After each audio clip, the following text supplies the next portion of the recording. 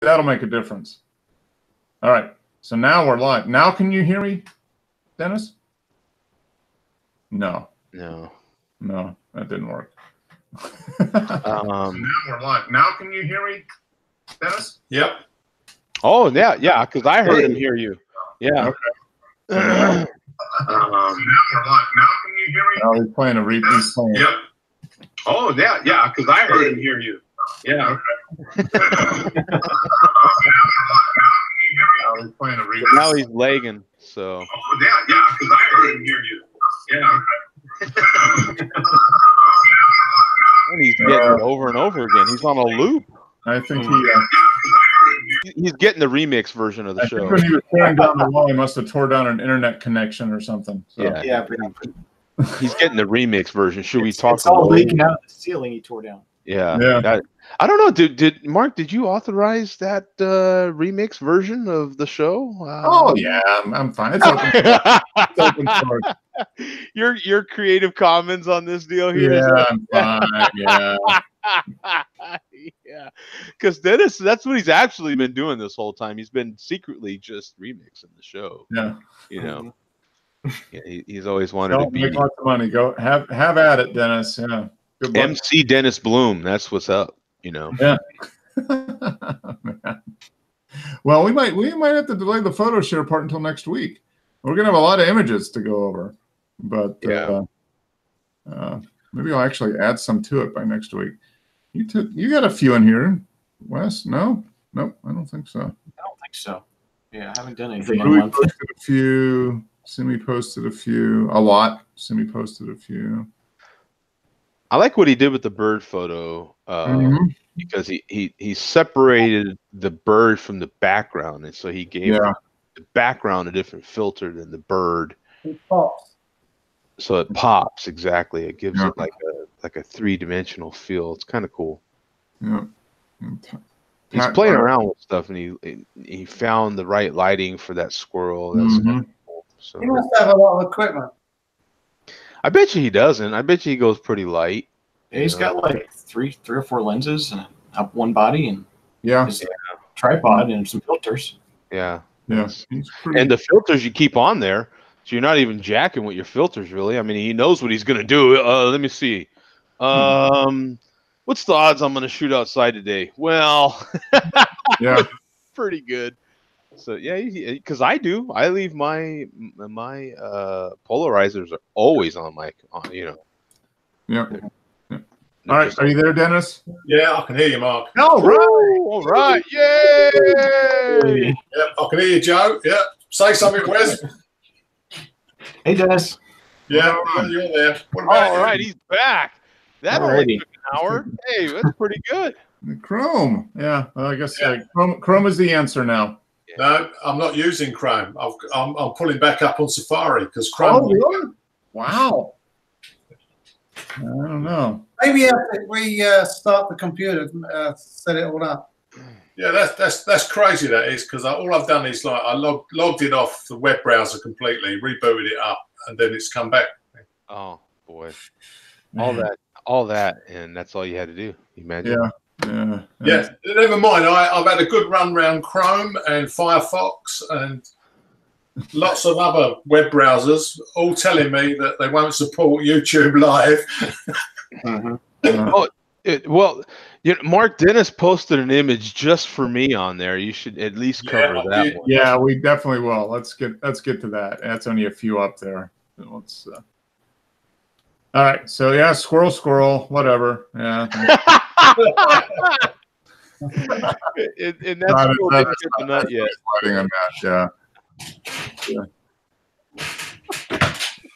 Yeah, the best thing, Joe, was finding all the passwords to get in because it's a new web browser with nothing in it. Oh yeah, that's true. Oh yeah, that's true. Figuring all that out is a headache and a half. Yeah. So here is the Tucker, 1948 Tucker. Wow, look at that thing. That is fantastic. It's a beautiful car, man. Yeah, it is. That is. I wonder what that thing sold for. Those were rear engine, weren't they? Yeah. Yep. Yep. The turnable headlight on the front. Yeah. Beautiful cars, man. Yep. Absolutely. And, offered at RM Sotheby's 2019 Arizona auction. Yeah, that's nice. All right, let's read. See if the metadata comes up. Okay, there it is. Taken December 12th. Yeah, okay. Then we get that one. Ooh, another Northern Red-tailed Hawk. March morning. Oh, that's a nice vignette he put around it. And yeah. Darkened. Yeah, this must be, you know, these bird photos must be a little nod to Game of Thrones, since Game of Thrones is kind of out now, and he's giving it kind of that Game of Thrones filter. Or is that just me? Here we go.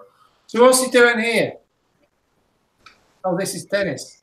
Yeah, this is Dennis. Yeah, what's him doing here, man? Yeah, exactly? What's going on here? Yeah. Right, this was specially for you, Joe. Yeah, this is from our reel-to-reel conversation there that we were having. Radio Caroline, 1960s. Pirate radio. Yeah, they were our pirate ships off the Essex coast here. And so they wasn't illegal. The government made them illegal by changing the territorial waters out from 3 miles to 12. Okay. Radio Luxembourg? Yeah, it was Radio London, Radio Caroline in the 60s. Yeah. Yeah, Radio Caroline's still going today. It's got a license now and it's on internet. But, okay. Yeah, it was something good about it. They were out on a ship in the North Sea in horrendous weather.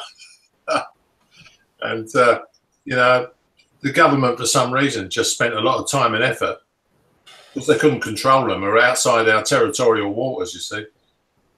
This is interesting to me because I'm not that familiar with reel-to-reels, so it's interesting that they have like a left and a right record button, so you have to pull both of them, I would imagine. Yeah, that's for your channels. In order to get that left and the right channel at the same time, right? To get you can mix your inputs. Or you can put 2 different mono programs on the tape if you wanted to. Oh. Yeah. But of course, I mean, the stereo is going to have your two separate channels with your out of phase to give you your center images. Yeah, this still works, Joe. It's pretty good. Yeah. You got the 3 speeds, tape speed. Yeah. The tape on there, I've got some chrome tapes, you know. They're pretty good. Obviously, if you record at that fast speed, like 7.5, isn't it? You know, that's top quality. But usually, for sake of economy, we used to do like 3 1/4. Would be better than cassette. It's double the speed of a cassette. Yeah. Oh, nice. So, when did you purchase this, Dennis? I bought this around about 1973. Wow. Yeah, the only thing that doesn't work is the counter. See all the zeros. Okay. Yeah, probably the band's perished.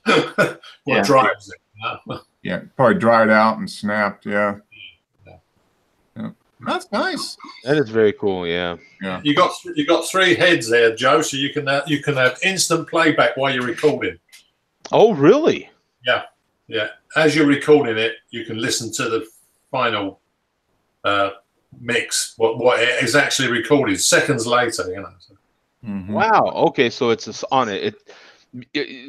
So that 3rd head is just slightly down the tape a little bit, I would imagine. So yeah, underneath that black Sony thing pulls off where you can thread the tape through. Yeah, and there's 3 heads there. I mean, you got one for wiping off. You got one for recording on, and another one for playback. Wow. Yeah. So you can monitor what you're doing. That's pretty cool. I didn't know you could do that. Yeah.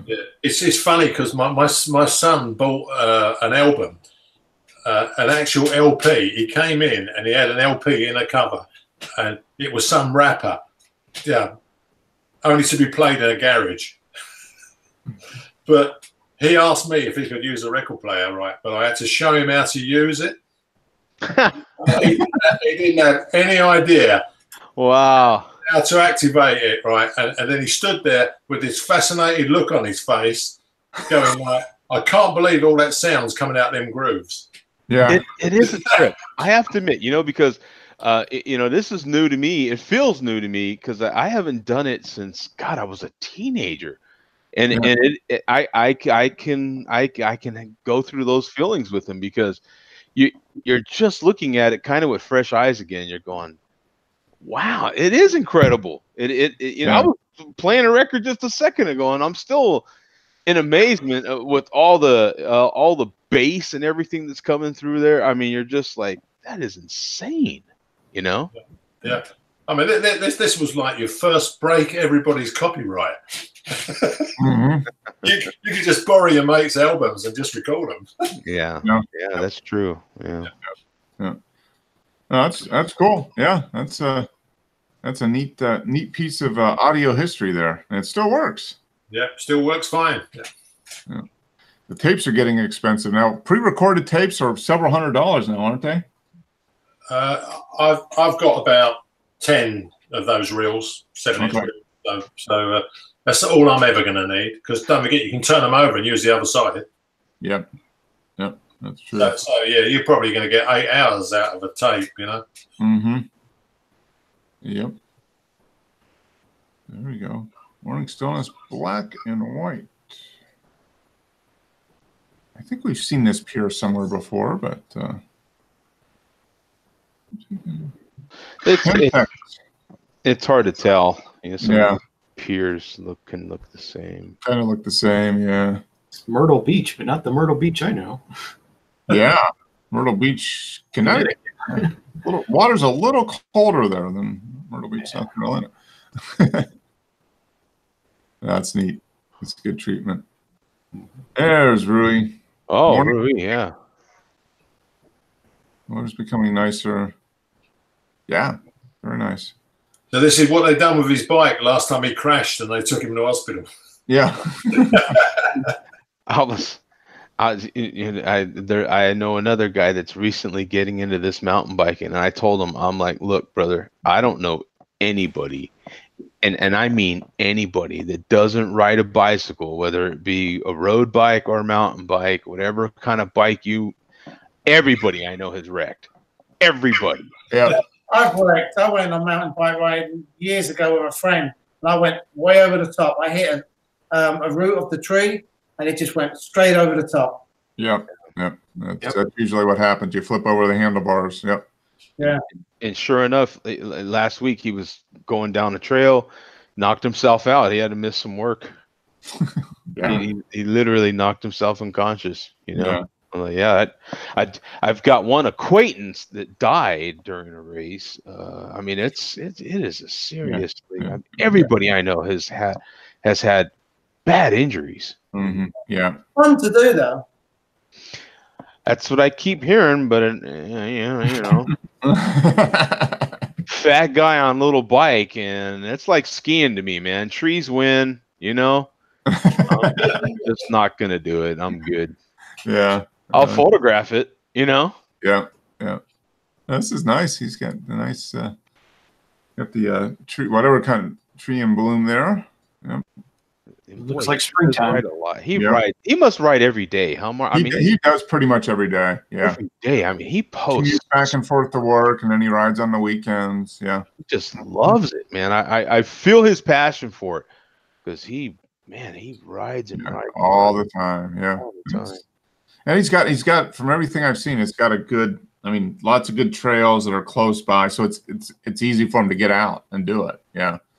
And a good support system too, because he's got a lot of people he rides with. He's got a whole group he rides with. So yeah, that makes it a lot easier when it's easy to do and you've got a group of people that ride with. Yeah, it's kind of like when you have a beer drinking support system. You're going to drink a lot of beer when you can. Got to stay hydrated. I mean, you got to stay hydrated in this part of the world. It's getting hot. Or photography, right? Like if you've got a good photography group that every weekend at least you got, then you're more. So here we go. 305 seconds. That boy. Yeah, that's about right. He's back. He's back. He's got quite a few followers, hasn't he? Because over 2,000 views on that one, Joe. Yeah. Yeah. How many groups? Yeah, how many? 83 groups. Not too bad. It's kind of so, but yeah. 305 seconds. I'm proud of him. That's the Simi we know right there. Yeah. Okay. 30 seconds. So this. Okay. Another shot of that pier from a different perspective. Pier Walnut Beach still serves as a place to fish, relax, view Charles Island. And I like this one. Look at the effect you're getting through the water in the foreground. Yeah, right here. Yeah, I don't know if that's seashells and rocks and stuff, but it just gives this really cool effect in that through that water. He's definitely been using a sharpening tool on those rocks. Yeah, probably a little bit of sharpening. Yeah, especially with that long of a what was it, a 30-second exposure? Yeah. That is just nice work, man. He's got this down. That's his style, man. That's it. That's his. Yeah, that's especially for you, Joe. That's black and white, mate. Oh yeah, please. Are you kidding me? Yeah. He's got me in mind when he's doing that. Yeah. This is interesting. This looks like a piece of a telephone pole or something, huh? Looks like junk. He's making junk look great. Yeah. From trash to treasure. Mm-hmm. I bet you that's literally a puddle that's in the middle of this sand or dirt pile that they scooped out and are washed away somehow. And there's just junk that was there. And he's like, oh, that's kind of cool. Watch me do my magic. Because it does. It looks cool. Yeah, it does. Yeah. I mean, the texture and all this stuff on whatever this is, it looks like some kind of, I don't know, electrical connection, like those insulator things for you see on telephone poles. Who knows? It could be. Yeah, who knows, man? He just walks up to stuff nowadays and he's like, okay, I'm gonna behind the back, toss it up, catch it, there's the image. Yeah. Eat it. You know what I'm saying? Yeah. Oh, so this is that.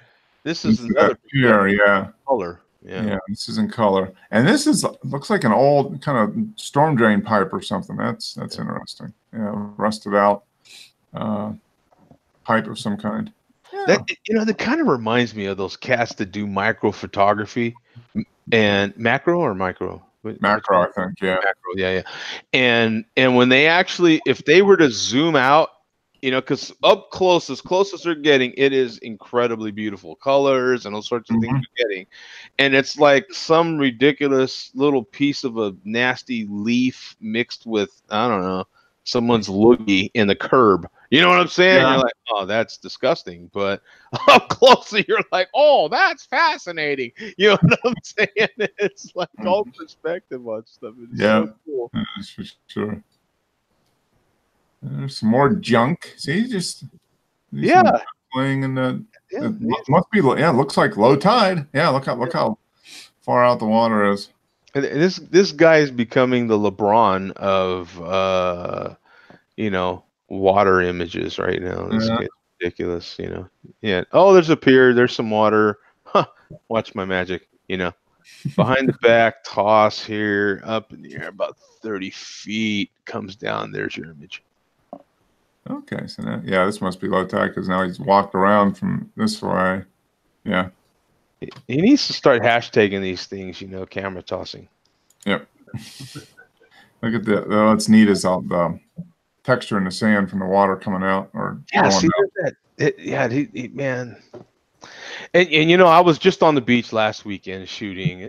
Man, Sim and Pat are so good at capturing that foreground. I just don't have time for that like they do. Yeah, no, that's a definite skill. I mean, and he's, and well, that's part of both their styles, really. Yeah. It's the log. Let sleeping logs lie. Huh? Yeah, that's pretty cool. Yeah, you find one scene and then you can photograph it 20 different ways.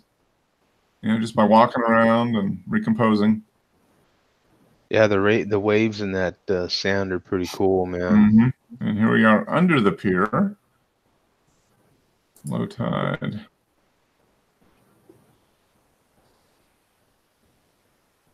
I like the light up here in this.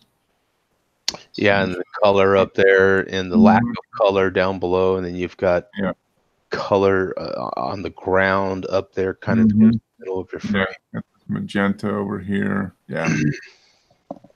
Very cool. He does state of consciousness. Immersed, dynamic. This looks like a Dennis shot right here. I think he's coming right at you right here, pal. Yeah. We got some really old crappy piers here as well. We can do crappy piers. Yeah, we can do. Yeah. Yeah. Oh, nice little detail shot. Look at this. Looks like just a little rock with a. Yeah, and that barnacle or something. Eyebolt. An old crusty eyebolt lies buried in the sand just beneath the surface. Oh, that's an eyebolt. I love the tones he put in there. I don't. Yeah, man, that is nice. Yeah, it's one of those, stare at images all day. Right there. Yeah. He does good at making those. The coffee table book. We need a coffee table book. Yeah. Coffee table book that makes into a coffee table. Okay, you got some gulls out there in the water. Long good bunch. One final frame of Charles Island. Seagulls swimming, water draining into the sound. Just another morning at the beach. Yeah. He's out every weekend. Oh, here we go. The painting filter or whatever it is. Huh. Yep. Interesting. Fun little filter. Yeah, very nice. Top and bottom frame are says top and bottom frame are defocused in post to create a dreamy effect. Oh, okay. So yeah, all this down here and then up here and then leave the center. It's a good idea. Yeah, it's amazing good stuff. It's a way to get that 300-second exposure look. With only 120 seconds. Yeah. Yeah. It's precious time. I only got 2 minutes for this shot. I gotta. This is 183, so this is 3 minutes basically. Wow. 3 minutes of them, he says. He must stack two 10 stops on top of each other. Right? Yeah. Yeah. F11. Yeah, it probably is. Yeah. Because you couldn't use 3 minutes, could you? With a 10 stop. Yeah. Middle of the night. Yeah. Yeah. Exactly. Yeah. Yeah.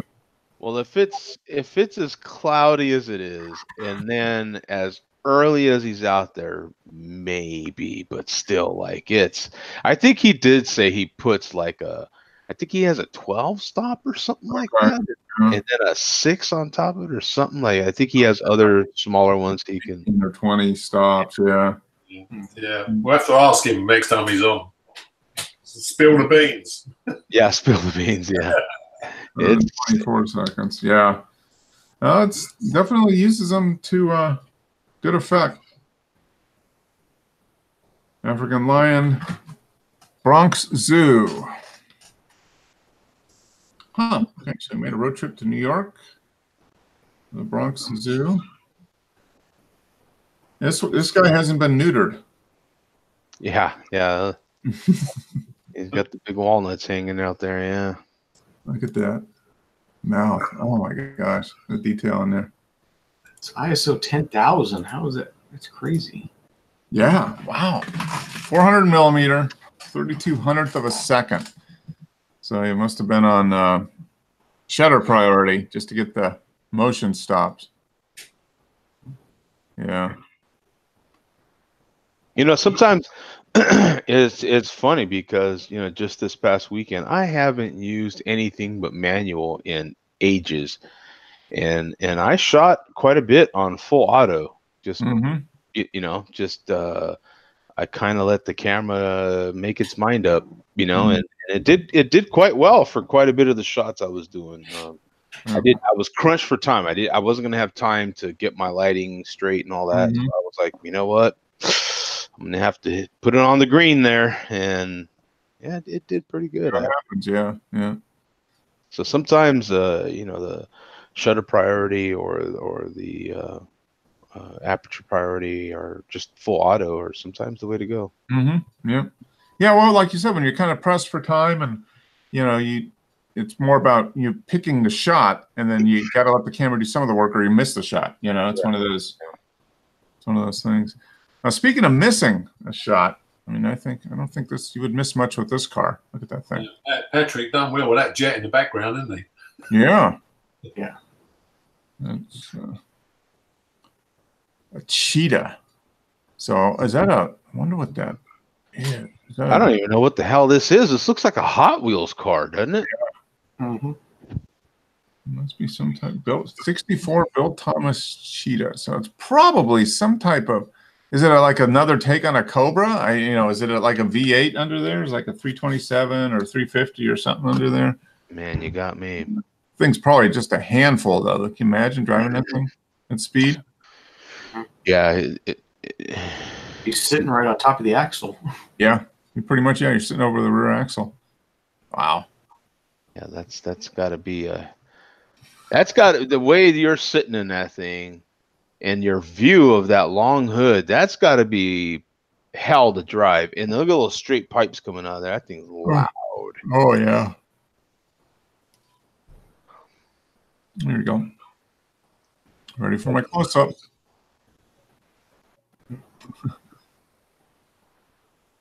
I tell you what, man. I mean, you look at the shadows. He's shooting that thing at all the wrong times. And you know, that's a great perspective on that right there. You know. Yeah. Well, it's one of those things where he was there, and you got to make do with what you have. You know. Yep. And he does a good job with it. It helps to have a nice long lens too, 400, 360 millimeter. I think he does a good job on whatever he shoots. Yeah. Yeah, you take it to 5.6. Hell, you know, with this sort of deal, he could have went, you know, way. There you go. Look at that. ISO 9000, 2500th of a second. Yeah, like Wes said, how in the hell did you even? Yeah. Well, some of these cameras, you were able to, with an upgrade or something, like you had to do something to your camera. They were built to go to other ISOs, but like you had to do something to your camera, right? Yeah, that might be it. Update the firmware or something. Yeah. Look at the. You would not want to get hit by one of those things. Now, Mark, am I remembering right? Maybe Wes can jog my memory too. But weren't there some cameras that can go to like 120,000 or something? Well, the Sony can, right, Dennis? The Sony A, whatever that one is. Yeah, I know, and I mean, it's basically like 128,000 or something like that. Yeah, that's. I mean, it's got to be noisy, isn't it, when you get that way? Yeah, I'm just surprised there's not much noise. I don't hardly see any noise here. Yeah, I mean, here's 5600. I mean, that's pretty nice. he probably used the noise reduction in post, didn't it? Yeah, probably sometime. I would think there'd have to be a little bit of something, but maybe not. You know, it's cheetah, snow leopard. Yeah. Nice. Wow. Grizzly bear. Oh, that's a nice picture. That's a nice image. But if you can get a camera that can go to like 6 figures on the ISO, yeah, you're probably going to be pretty comfortable, I would imagine, at 9,000. Like, you know what I'm saying? Like if you're probably going to have to get maybe to like, I don't know what the ISO would even be, 15,000 or so before you're getting stuff there's just going to be a ton of noise in there. Yeah. You know, hell, even my 40D could go to almost 1,000 before it was just unusable. Mm-hmm. You know, so and you know, that's a much newer camera. Look at that. Yeah, see, 2500th of a second. He seems kind of fixed on the 2500th just to make sure he's stopping the motion completely. I love the look that tiger's giving him, huh? Yeah. You think he used flash, but apparently he didn't. Doesn't look like it. Yeah. No, not with those shadows. You don't have to, man. That sun it's so bright that, man, you're trying to shoot fast as hell. Yeah. I'm even shocked he shot it at 5.6. I mean, he could have easily went to like 7.1 or even 8. Yeah. Wow. And Sammy, I don't know. Go away for a few weeks, come back, and you have a bunch of images. I don't know. Keep them busy. Yeah, you know, between Simi and Rui, man, they love what they do. You know, I mean. Do they work? Because it must take them a long time to go out to places to take these photographs. Yeah, Simi works full time. He just does it all weekends. You know, that's his weekends. Gets up early and goes out, and he does some stuff during the week too. I mean, he's got some flexibility. He telecommutes, and so he's got flexibility. But yeah, he's working full time. Hey, Crusher. Yeah, monitoring. All right, look out. I can't see where to click. All right, there we go. Hey, there we go. Yeah, I like this, man. I like this one. It's nice. Yeah. Yeah, that's just down the road. Mm-hmm.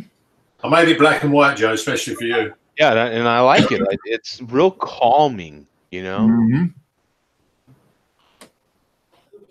Did you do this in the GIMP? Yeah. In the GIMP. Yeah. That's nice. Yeah, that's a nice. Boats are nicely positioned in the frame, and yeah, that's nice. Very, very nice. It looks like a rope mushroom. Yeah. Actually, Tim's bought himself a new full frame camera.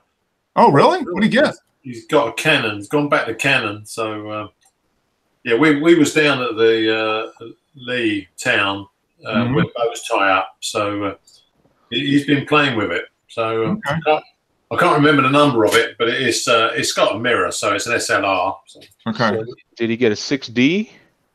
I can't remember the number of it, Joe. But he'll probably post something soon. So we'll find it out. Nice. Yeah, he seemed happy with it. Now he's got full frame. Yeah. A lot of people will start with like a used, like Pat. Pat shoots a lot of stuff with his 6D. Mm-hmm. That's an affordable, really good camera still. Yeah. You know? Yeah, you can get a decent 6D now for under $1,000.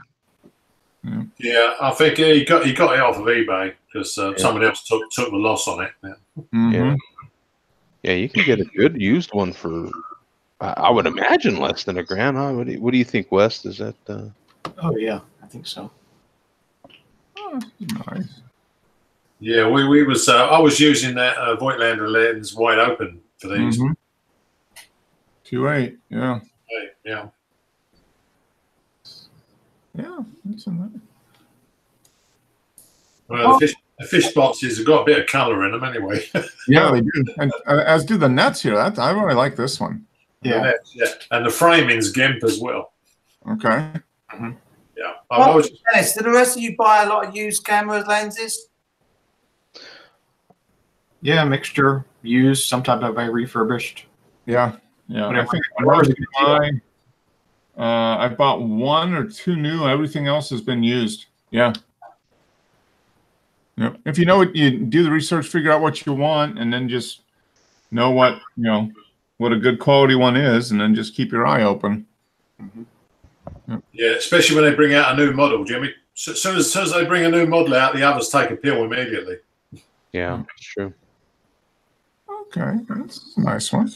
Yeah, now this is stacked. This is GIMP allows you to stack the images, the same image. You can just like keep stacking them to give it like a 3D effect. Okay. It was just an experiment. Yeah. How many images was this? That's 4, I think. 4. Okay. Yeah. Now in this room, Wes is the one that does a lot of that, multiple images together. I don't play around with it too much.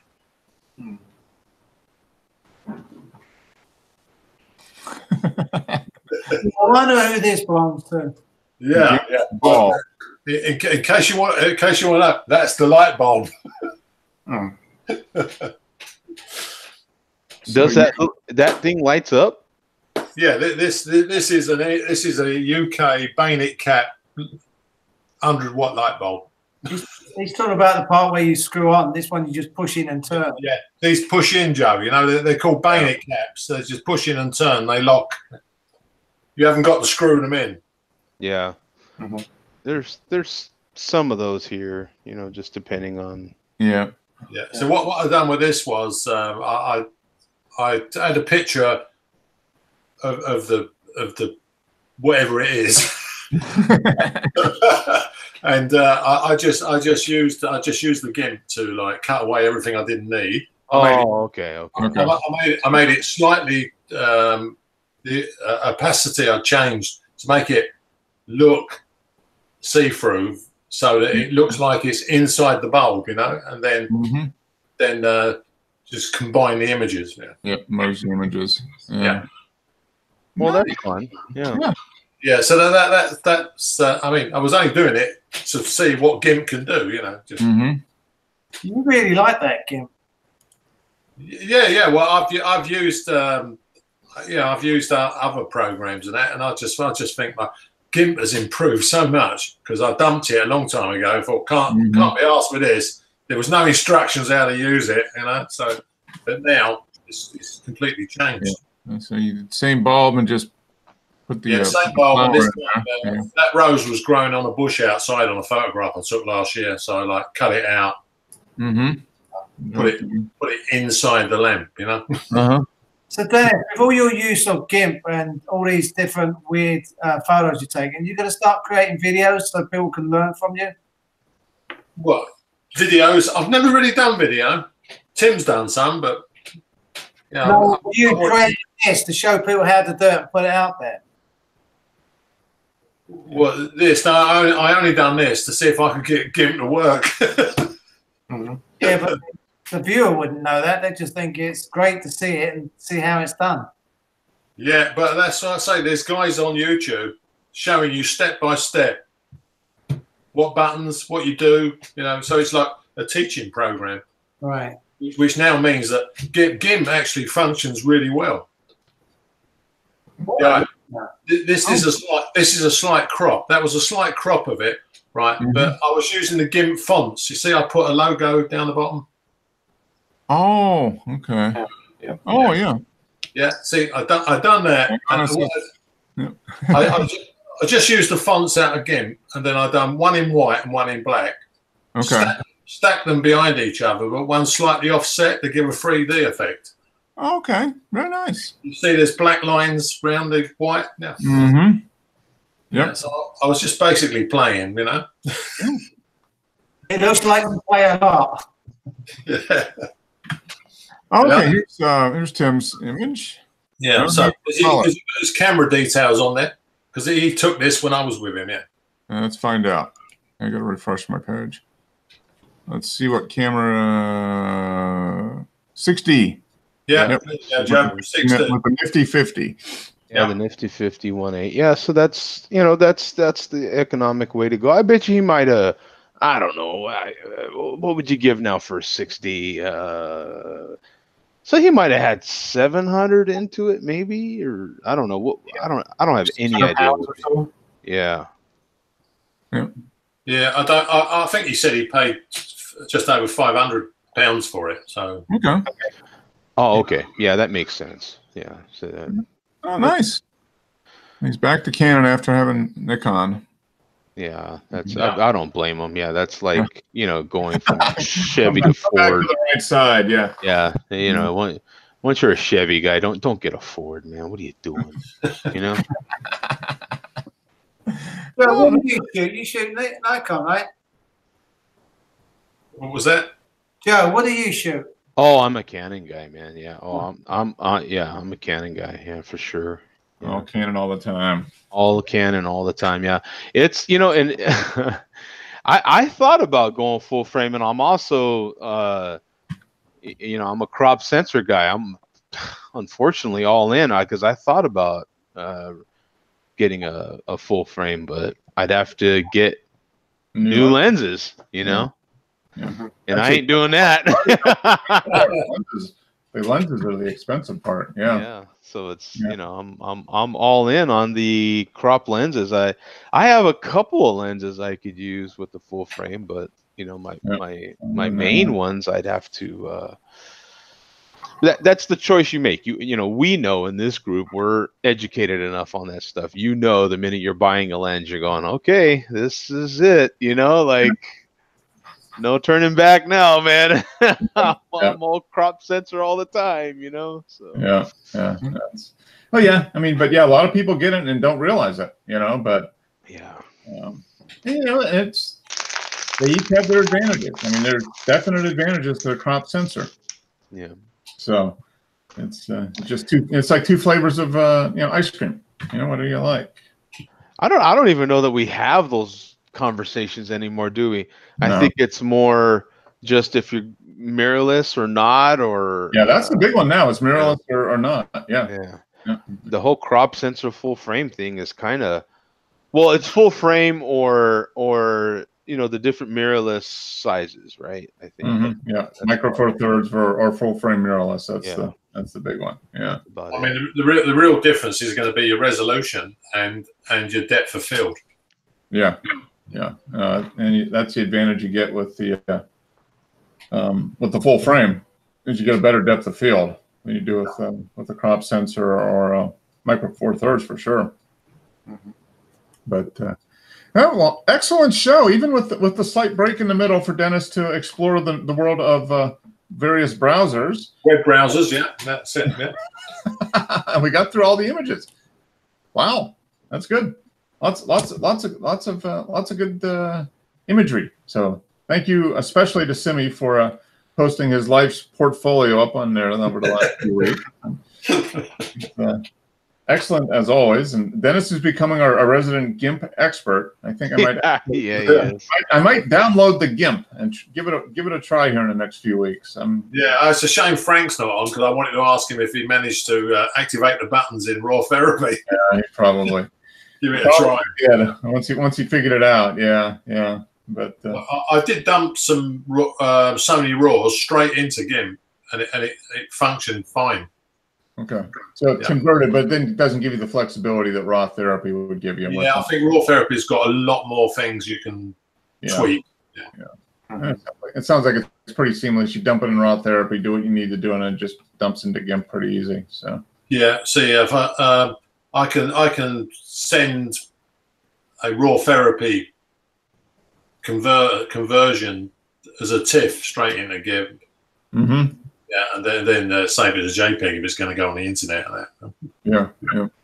But the idea of it is you go to Raw Therapy first, then GIMP, right? Yeah, because GIMP never used to have a RAW converter. but the latest version, the 2.10, what came out this year, has got a RAW converter built in it, so you don't need RAW therapy if you're quite happy with what GIMP can do.